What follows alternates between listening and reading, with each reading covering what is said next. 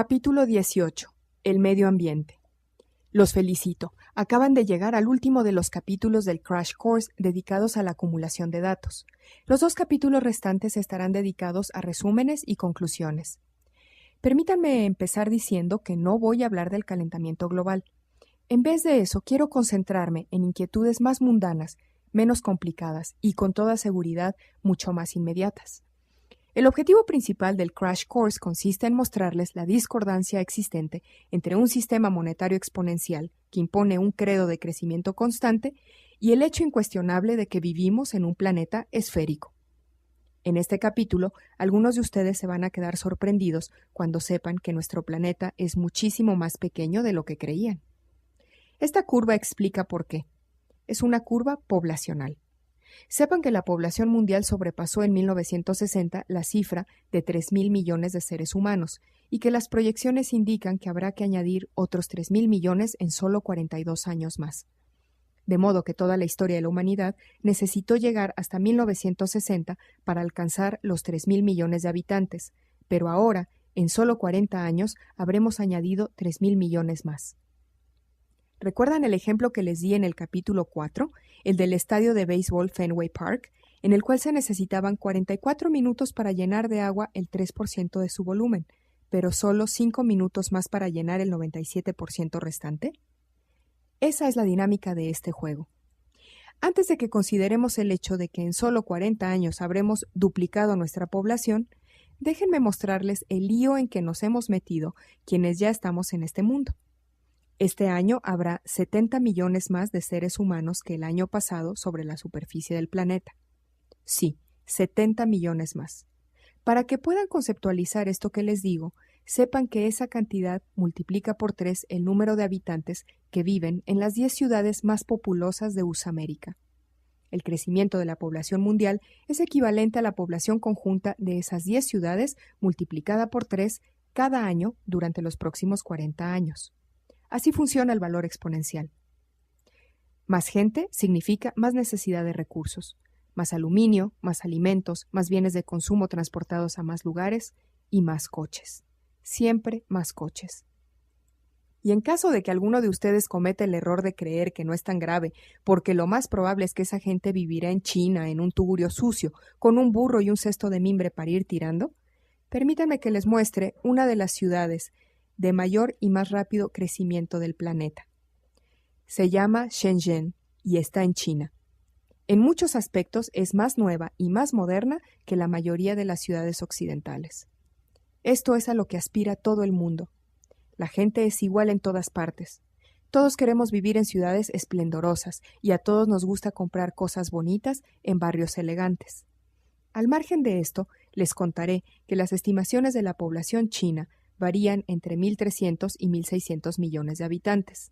Eso significa que podrían ser 300 millones más o 300 millones menos. El margen de error es de 300 millones. De manera que para los chinos, los 300 millones de usamericanos seríamos eso, un margen de error. De hecho, las 5 ciudades más populosas de Usamérica, juntas, tienen menos habitantes que la ciudad más grande de China.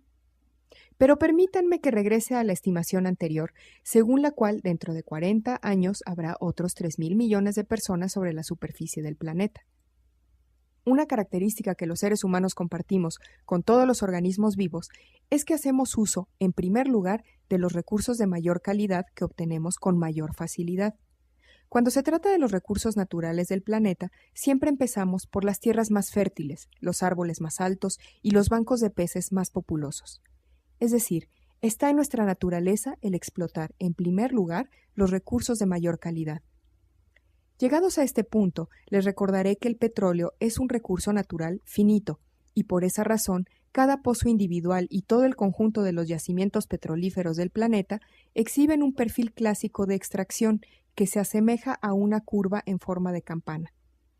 Este ejemplo particular, referido al petróleo, puede generalizarse para crear un perfil general de extracción de todos los recursos naturales, según el cual empezamos a explotar primeramente los recursos más cercanos, más ricos, más accesibles y de mayor calidad, para después pasar a explotar otros recursos cada vez más dificultosos, más pobres, más escasos o más distantes. El corolario de este comportamiento es que con el tiempo, conforme nos vemos obligados a explotar recursos más dificultosos, la energía necesaria para obtenerlos va en aumento, y con ella los costos. Sobre eso no cabe la menor duda, es un hecho incuestionable. Veamos un ejemplo. Los primeros europeos que llegaron a este país se encontraron con cosas realmente espectaculares que estaban a la vista de todos, como puede ser esta enorme pepita de cobre. Pronto, todas aquellas enormidades desaparecieron y entonces hubo que centrarse en pepitas de menor tamaño, que por supuesto no tardaron en desaparecer también. Lo siguiente fue explotar las menas de mayor concentración. Para quienes no lo sepan, una mena es un mineral extraído por minería de un yacimiento, del cual se puede obtener un metal mediante un proceso metalúrgico. ¿Y qué hacemos en la actualidad? Ahora nos dedicamos a explotar yacimientos como el de la mina de Bingham Canyon, en Utah. Mide 3 kilómetros de anchura y 1,200 metros de profundidad. Y cuando se empezó a explotar, era una montaña. De ella se extrae mineral cuya concentración de cobre es del 0,2%. ¿Creen ustedes que sus propietarios iban a hacer todo ese esfuerzo si todavía pudiesen encontrar pepitas de cobre en el lecho de un arroyo? De ninguna manera. Pero estudiemos este asunto con mayor detalle. ¿Ven ese camión ahí abajo? Su motor funciona con un combustible derivado del petróleo, con diésel para ser más exactos. Si no existe combustible para hacer andar ese camión, ¿con qué creen que transportaríamos fuera de la mina el mineral extraído? ¿A lomo de burro? Esos camiones transportan 255 toneladas por carga. Supongamos que un burro podría transportar unos 65 kilos en cada viaje. Eso quiere decir que el camión transporta en un solo viaje el equivalente a la carga de unos 3.500 burros. Son muchos burros. ¿A dónde quiero llegar? Pues a que un agujero en la tierra que mide 3 kilómetros de anchura y 1,200 metros de profundidad es una demostración espectacular de despilfarro energético. En los tiempos que corren, ahora que la energía empieza a escasear, me parece improbable que podamos excavar muchos más hoyos como este, lo cual quiere decir que el cobre empezará a escasear también. Y aquí es donde esta historia se vuelve interesante de verdad. La cantidad de energía y de dinero que se necesitan para extraer cualquier mineral o metal está en función del grado de la mena. El grado de una mena es el porcentaje de la sustancia deseada que se encuentra en su interior. Por ejemplo, una mena de cobre con un grado del 10% contiene 10% de cobre y 90% de cualquier otra sustancia. Esa otra sustancia que se desecha se denomina ganga. Si calculamos cuánta ganga tenemos que extraer de la mena y luego desechar para obtener el metal puro deseado, podremos representar gráficamente la operación de esta manera. ¿Les resulta familiar? Debería, porque se trata de un gráfico exponencial. Este gráfico nos dice que si tuviésemos una mena con un grado de cobre del 2%, véase la abscisa, necesitaríamos extraer 500 kilogramos de mena, véase la ordenada, para obtener 1 kilogramo de cobre. Sepan que si en este gráfico he utilizado el grado del 0,2%, se debe a que es exactamente el mismo de la mina de cobre de Bingham Canyon. Un porcentaje tan bajo explica por qué el agujero es tan descomunal. Y también nos explica que, sin la ayuda de esos camiones gigantescos, probablemente no podríamos extraer minerales de un grado tan bajo, lo cual quiere decir que hemos llegado al extremo de la derecha de esta curva en forma de campana, tanto en lo que respecta a la energía como al costo. Pero, ¿acaso nos dedicamos a explotar yacimientos tan poco productivos como el de Bingham Canyon porque nos gusta el desafío que representan las menas de bajo grado? No, lo hacemos porque ya hemos acabado con todas las menas de alto grado, habidas y por haber, y ahora tenemos que conformarnos con estas. Lo hacemos porque no tenemos otra opción, y lo hacemos porque en solo 200 años hemos acabado con todas las menas de alto grado. Veamos otro ejemplo, esta vez relacionado con el carbón. La producción de carbón, calculada en toneladas extraídas, ha venido creciendo sin descanso al ritmo del 2% anual desde los años 40. Este tipo de crecimiento, estable, continuo y exponencial, es exactamente lo que exigen nuestra economía y nuestra sociedad. El presidente Bush afirmó una vez que tenemos por delante 250 años de carbón, con lo cual quiso decir que esta flecha roja que aquí ven puede seguir subiendo en esa dirección durante 250 años más. En otras palabras, no corre ninguna prisa, porque disponemos de una ingente cantidad de carbón a la espera de que vayamos a buscarlo. Pero ese cuento tiene truco. El carbón se presenta en la naturaleza de varias formas, cada una de ellas con grados distintos de concentración. La forma más apetecible es la antracita, un carbón de aspecto negro, duro y brillante. La antracita es el carbón que desprende más calor al arder. Tiene un bajo contenido de humedad y es muy apreciado en la industria del acero. Luego viene el carbón bituminoso, con algo menos de energía por kilo de peso. Después, el subbituminoso. Y por último, el denominado lignito, cuyo alto contenido de humedad y muy baja energía hacen que solo sirva para quemar. Después del lignito vienen, las piedras, que arden solo ligeramente menos que el lignito. Veamos entonces cuál es la historia minera de la antracita en Usamérica. ¿Han observado la tendencia de este gráfico? La razón por la que ya casi no se extrae antracita es que está prácticamente agotada. En cuestión de unos 100 años, hemos agotado la antracita que nos legó la naturaleza y que se había formado a lo largo de cientos de millones de años. De manera que una vez agotada la antracita, hemos pasado a explotar la forma de carbón que le seguía en calidad energética, es decir, el carbón bituminoso. Y vale la pena señalar que en 1990 la producción de carbón bituminoso empezó a declinar. ¿Sería acaso porque dejó de interesarnos este carbón de menor grado? No, lo que sucedió es que también empezó a agotarse. Naturalmente pasamos entonces a explotar el que venía después en calidad, el carbón subbituminoso que vemos aquí completando la diferencia. Y ahora incluso el lignito ha entrado en el juego, pero yo no espero de ningún modo que esa línea verde y descendente vuelva a subir antes de que lleguemos al pico del carbón subbituminoso. Y ahora veamos la parte más interesante de esta historia. ¿Se acuerdan de que les dije que el contenido en calor o energía libre disponible del carbón empeoraba progresivamente con cada grado de concentración? Si representamos en un gráfico la cantidad total de energía obtenida, el 100%, no las toneladas extraídas de carbón, el cuadro cambia por completo. Mientras que las toneladas representadas por la flecha roja han ido aumentando a una tasa del 2%, aquí vemos que la energía total, representada por la línea verde, se ha estancado sin subir nada en absoluto durante los últimos 9 años. ¿Significa eso que estamos utilizando energía y gastando dinero para extraer cada vez más carbón y sin embargo obtenemos cada vez menos energía de tales esfuerzos? Veamos esta imagen de nuevo. ¿Dónde creen que estamos en esta curva? ¿Están aún por llegar los mejores años? ¿Se sienten seguros con los 250 años de carbón que el presidente Bush dijo que teníamos por delante? La energía neta del carbón varía ampliamente, pero al extraer lignito estamos ya muy abajo de la curva de energía neta. Bueno, de acuerdo, pero podemos cambiar al uranio, ¿no? ¿Les parece que nos olvidemos del peligro radiactivo y construyamos cientos de centrales nucleares? Bien, pero el problema es que este cuento también tiene truco.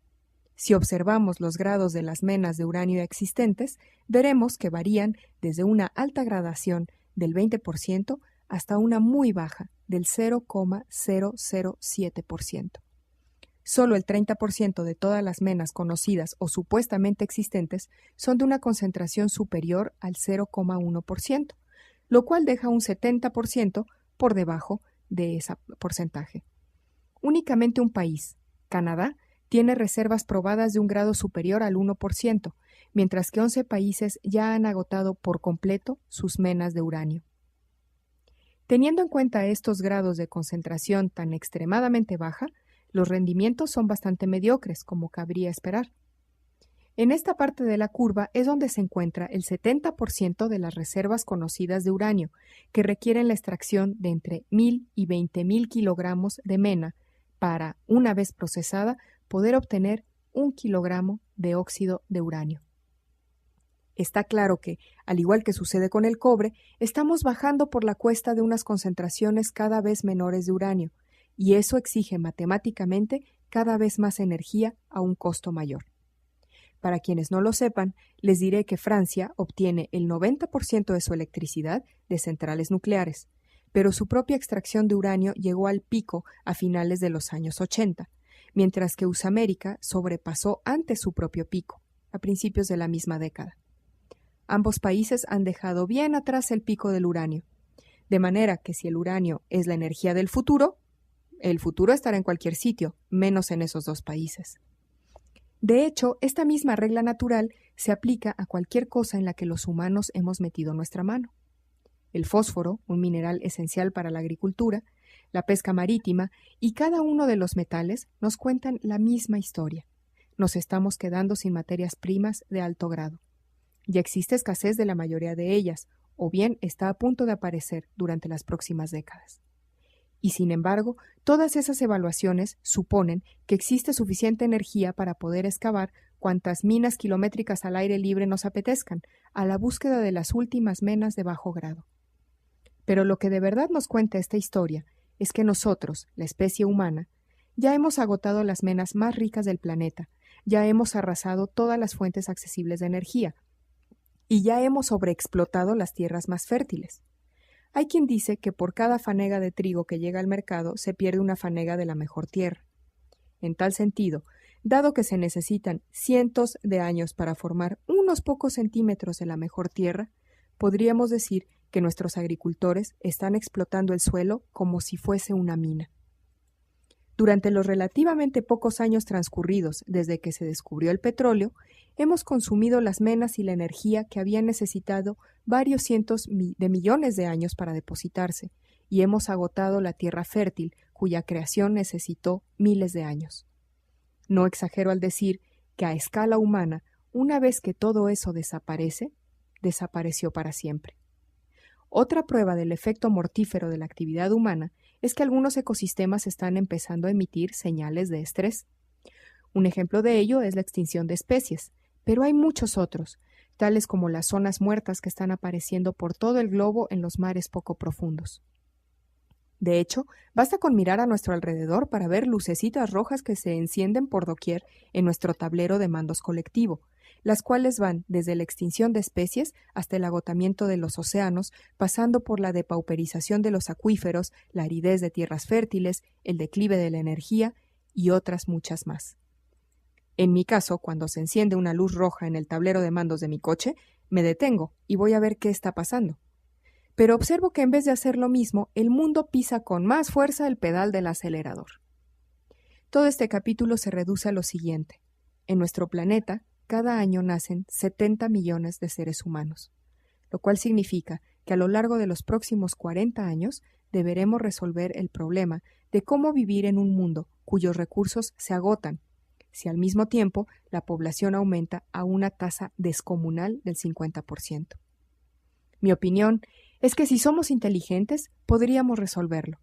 Pero si escogemos seguir creciendo porque eso es lo que exige nuestro sistema monetario y porque esa es la posición inamovible de nuestros políticos, entonces lo más probable es que sigamos avanzando a toda velocidad hasta estrellarnos contra un muro. La lección parece clara.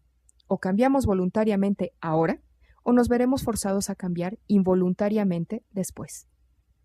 Pero regresemos a la economía. Su principal suposición, según la cual el futuro no solo será mejor, sino exponencialmente mejor que el presente, va a tener que enfrentarse con esta realidad.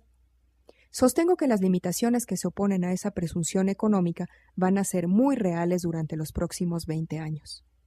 De manera que, por fin, ha llegado el momento en el que el Crash Course intenta interconectar los tres componentes de la sigla EEMA. ¿Recuerdan? Economía, energía y medio ambiente. Nuestra economía se basa en un sistema monetario exponencial que explícitamente instaura un paradigma de crecimiento continuo e implícitamente supone que el futuro será mucho mejor que el presente. El crecimiento requiere energía. No hay manera de eludir dicho principio. La tendencia decreciente que se observa en el ámbito de la energía se opone por completo a la suposición sobre la cual se basan nuestro sistema económico y nuestro estilo de vida. El pico de la energía es algo muy real y muy cercano. En el ámbito del medio ambiente, está fuera de duda que los seres humanos ya hemos agotado prácticamente todos los recursos de alto grado y ahora estamos en camino de hacer lo mismo con los recursos de bajo grado. Todo ello para mantener nuestro estilo de vida. El estrés del biosistema ya ha empezado a emitir señales de alarma en nuestro tablero de mandos. El plan de seguir consumiendo como hasta ahora, mientras que la población mundial aumentará en un 50% durante los próximos 40 años, es irrealizable. De hecho, es cualquier cosa menos un plan. Puesto que somos testigos del agotamiento de los recursos, cuyo grado energético no cesa de disminuir, la extracción exponencial y continuada de recursos es una actitud fantasiosa, carece de sentido.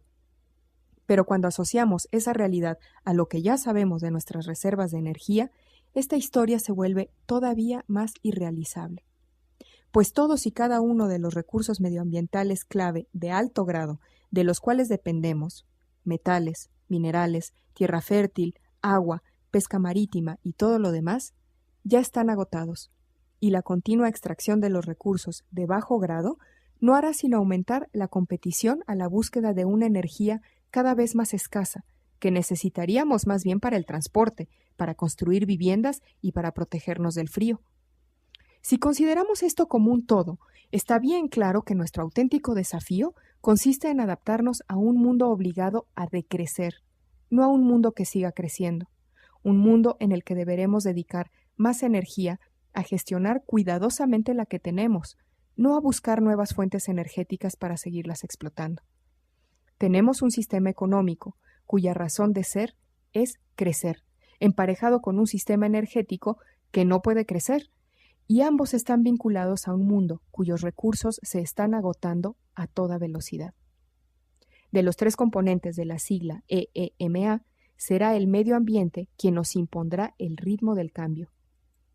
Tenemos la obligación de estar preparados. De eso se trata el Crash Course. Lo diré de forma todavía más sencilla, porque deseo que les quede absolutamente claro. Nuestra economía debe crecer para sostener un sistema monetario que requiere crecimiento, pero a esto se opone un sistema energético incapaz de crecer, y ambos sistemas están vinculados a un mundo natural al borde del colapso. Terminaré diciendo que si estuviese convencida de la insolubilidad de estos problemas, no habría dedicado a tiempo pleno, por mi cuenta y riesgo y sin ayuda económica de nadie, los últimos 4 años de mi vida para poner a punto este Crash Course. Me considero optimista y quiero un futuro mejor para todos. No podemos permitir que nadie nos venga con cuentos chinos de que nos esperan 250 años de carbón. Debemos enfrentarnos a la realidad. Debemos desarrollar el sentido de las prioridades y olvidarnos de posiciones adolescentes, según las cuales no puede pasar nada porque hasta ahora no ha pasado. Ya va siendo hora de que empecemos a preocuparnos de las generaciones futuras. ¿Cómo queremos que nos juzgue la historia? ¿Cuál es nuestro legado? Para bien o para mal, nos ha tocado vivir en uno de los momentos más cruciales de la historia de nuestra especie, igual de trascendental como fue la bipedestación de los seres humanos primitivos. ¿Cuál es el papel que nos gustaría representar? ¿Deberíamos vivir acosados por el miedo o desarrollar un sentido de la responsabilidad? La única manera de que un obstáculo se convierta en infranqueable es dejarlo crecer sin hacer nada. Dicho lo cual, ha llegado el momento de que evaluemos todos estos obstáculos y decidamos un plan de acción para hacerles frente. Los espero en el capítulo 19, titulado El incierto futuro. Gracias por su atención. Con un burro y un cesto de mimbre para ir tirando, permítanme que les muestre una de las ciudades de mayor y más rápido crecimiento del planeta. Se llama Shenzhen y está en China. En muchos aspectos es más nueva y más moderna que la mayoría de las ciudades occidentales. Esto es a lo que aspira todo el mundo. La gente es igual en todas partes. Todos queremos vivir en ciudades esplendorosas y a todos nos gusta comprar cosas bonitas en barrios elegantes. Al margen de esto, les contaré que las estimaciones de la población china varían entre 1.300 y 1.600 millones de habitantes. Eso significa que podría... Capítulo 18. El medio ambiente. Los felicito. Acaban de llegar al último de los capítulos del Crash Course dedicados a la acumulación de datos. Los 2 capítulos restantes estarán dedicados a resúmenes y conclusiones. Permítanme empezar diciendo que no voy a hablar del calentamiento global. En vez de eso, quiero concentrarme en inquietudes más mundanas, menos complicadas y con toda seguridad mucho más inmediatas. El objetivo principal del Crash Course consiste en mostrarles la discordancia existente entre un sistema monetario exponencial que impone un credo de crecimiento constante y el hecho incuestionable de que vivimos en un planeta esférico, que esa cantidad multiplica por 3 el número de habitantes que viven en las 10 ciudades más populosas de USA América. El crecimiento de la población mundial es equivalente a la población conjunta de esas 10 ciudades multiplicada por 3 cada año durante los próximos 40 años. Así funciona el valor exponencial. Más gente significa más necesidad de recursos, más aluminio, más alimentos, más bienes de consumo transportados a más lugares y más coches. Siempre más coches. Y en caso de que alguno de ustedes cometa el error de creer que no es tan grave, porque lo más probable es que esa gente vivirá en China, en un tugurio sucio, les di en el capítulo 4, el del estadio de béisbol Fenway Park, en el cual se necesitaban 44 minutos para llenar de agua el 3% de su volumen, pero solo 5 minutos más para llenar el 97% restante. Esa es la dinámica de este juego. Antes de que consideremos el hecho de que en solo 40 años habremos duplicado nuestra población, déjenme mostrarles el lío en que nos hemos metido quienes ya estamos en este mundo. Este año habrá 70 millones más de seres humanos que el año pasado sobre la superficie del planeta. Sí, 70 millones más. Para que puedan conceptualizar esto que les digo, sepan que en este capítulo algunos de ustedes se van a quedar sorprendidos cuando sepan que nuestro planeta es muchísimo más pequeño de lo que creían. Esta curva explica por qué. Es una curva poblacional. Sepan que la población mundial sobrepasó en 1960 la cifra de 3.000 millones de seres humanos y que las proyecciones indican que habrá que añadir otros 3.000 millones en solo 42 años más. De modo que toda la historia de la humanidad necesitó llegar hasta 1960 para alcanzar los 3.000 millones de habitantes, pero ahora, en solo 40 años, habremos añadido 3.000 millones más. ¿Recuerdan el ejemplo que